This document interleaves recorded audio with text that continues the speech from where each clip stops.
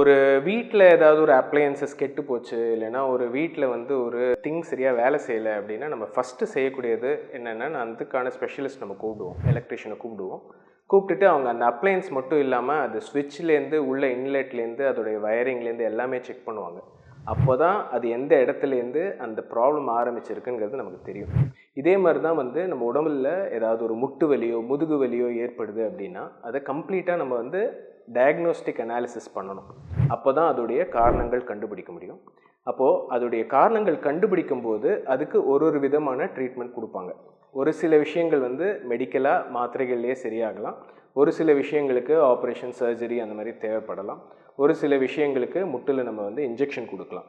எல்லாமே எல்லாத்துக்குமே க்யூர் அப்படின்னு நம்ம சொல்ல முடியாது. ஸோ ஒருத்தர் வந்து முட்டு வலி அப்படின்னு வராரு அப்படின்னா எல்லாருக்குமே மெடிக்கலாக ட்ரீட் பண்ணிட முடியும், எல்லாருக்குமே எக்ஸசைஸ் பண்ணி சரி பண்ண முடியும், எல்லாருக்குமே ஆப்ரேஷன் தான் தேவை அப்படின்னு சொல்கிறது கம்ப்ளீட்டாக அன்சைன்டிஃபிக். ஸோ உங்களுக்கு சயின்டிஃபிக்காக அதை அப்ரோச் பண்ணணுன்னா ஃபஸ்ட்டு காஸ் கண்டுபிடிக்கணும். காஸ் கண்டுபிடிச்சிட்டு அதுக்கான ட்ரீட்மெண்ட் பிளான் வந்து உங்களுக்கு கொடுக்கலாம். இதில் தான் வந்து உங்களுக்கு இந்த வேரிட் டைப் ஆஃப் ட்ரீட்மெண்ட்ஸ் வருது.